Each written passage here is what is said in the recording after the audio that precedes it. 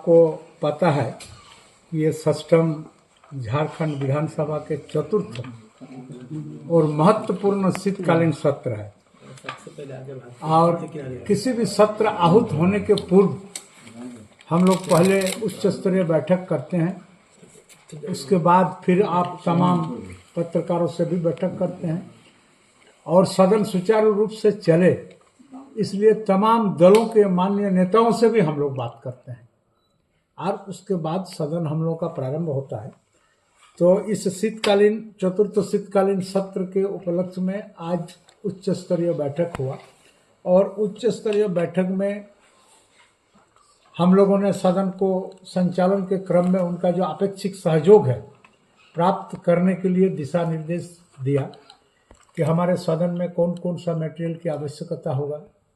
माननीय सदस्यों के द्वारा दागे गए प्रश्न या लाए गए प्रश्न का समुचित जवाब, उचित जवाब आना चाहिए। तब हमारे सत्ता पक्ष के या माननीय ट्रेजरी बेंच के माननीय मंत्रीगण उस जवाब को देंगे और उन माननीय सदस्यों को संतुष्ट करेंगे। इसलिए जवाब आना जरूरी है। सदन में जैसे कोई विधेयक अगर आता है तो विधेयक ससमय अगर नहीं आए तो हम लोग माननीय सदस्य के पास उस विधेयक के बारे में नहीं भेज पाते और नहीं भेज पाने के क्रम में वो उस पर सदन के अंदर में जो चर्चा करते हैं सही चर्चा नहीं कर पाते हैं।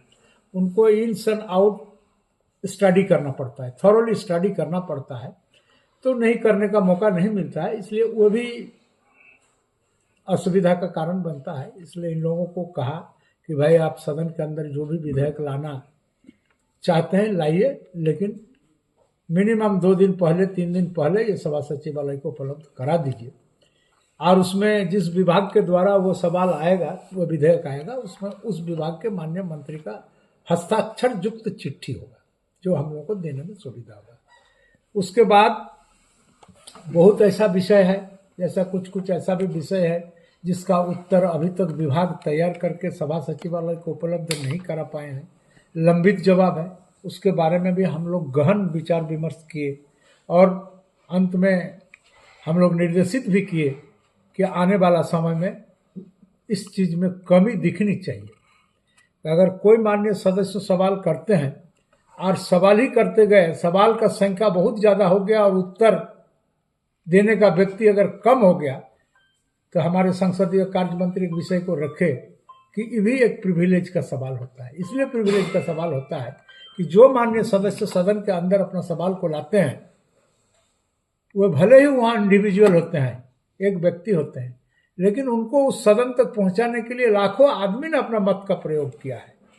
इसलिए इसके जो अहमियत है, इसका जो गहराई है, इसको अध्ययन करने के बाद उनका जवाब आना चाहिए, लंबित नहीं रहना चाहिए।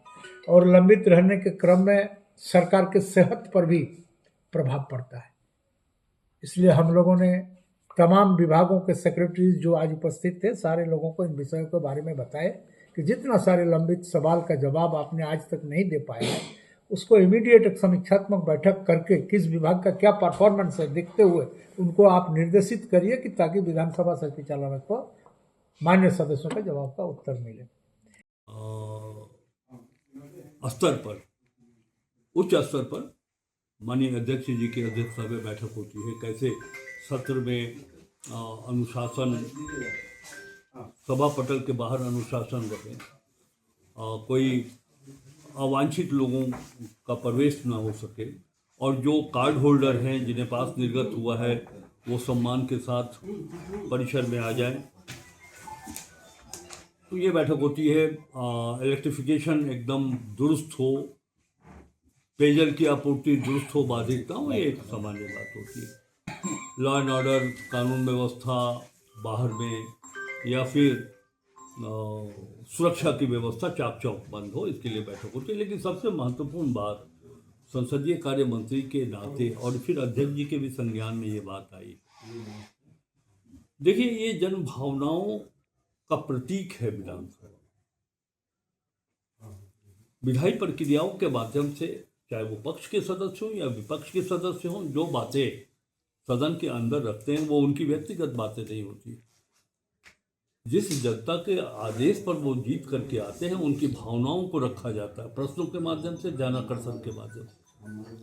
अगर यही संतोषप्रद ना हो, इसके उत्तर अगर समय पर ना हो, एक लंबी सूची के साथ अगर वो लंबित पड़े रहे, तो मैं समझता हूँ कि बहुत दुर्भाग्यपूर्ण बात है। मैंने आज खुले शब्दों में, अध्यक्ष जी ने भी कहा है, मैंने भी कहा है कि विधानसभा का सत्र में जो प्रतिवेदन हमारे पास उपलब्ध हुए हैं, शून्यकाल 72% उत्तर मिला ही नहीं, जो टोटल संख्या है। मैं प्रतिशत पे ही बता रहा हूं। ध्यानाकर्षण 100% उत्तर नहीं मिला है। आश्वासन जो एश्योरेंस दिया गया था वो 100% उसका उत्तर नहीं आया है। और निवेदन का लगभग 80% निवेदन का उत्तर विधानसभा सचिवालय को प्राप्त नहीं हुआ। तो मैंने खुले शब्दों में कहा है, क्या असत्य फिर? और ये हेमंत सोरेन की सरकार है। अनुशासन और जो विधायी अधिकार है उसमें अगर कोई कोताही करिएगा तो हम तो एक चेतावनी दे रहे हैं कि अगर अगले बार के बैठक के पूर्व आपका एक्शन टेकन रिपोर्ट इतना ही, जिसको कह सकते हैं कि अत्यंत निराशाजनक हो, तो ये मामला प्रिविलेज का बनेगा। हम जो सरकार आश्वासन देती है, जनप्रतिनिधि प्रश्न और ध्यानाकर्षण के माध्यम से, निवेदन के माध्यम से, आश्वासन के माध्यम से जो बातें उठाते हैं, अगर उसका जवाब नहीं आए, एक आम जनता को अधिकार है, राइट टू इंफॉर्मेशन के तहत उसे सूचना ग्रहण करने का अधिकार है, प्राप्त करने का अधिकार। और ये विधानसभा 3.5 करोड़ जनता के भावनाओं का प्रतीक, और यहाँ ही अगर आपका परफॉर्मेंस इतना खराब हो, तो ये विधायी जो हमारी विधायी शक्ति है या जो विधायी संस्था है, मैं समझता हूँ कि, मैं ऐसा मानता हूँ कि आप इसके प्रति अकाउंटेबल नहीं हो रहे। कुल मिलाकर के मैंने यही कहा है कि ये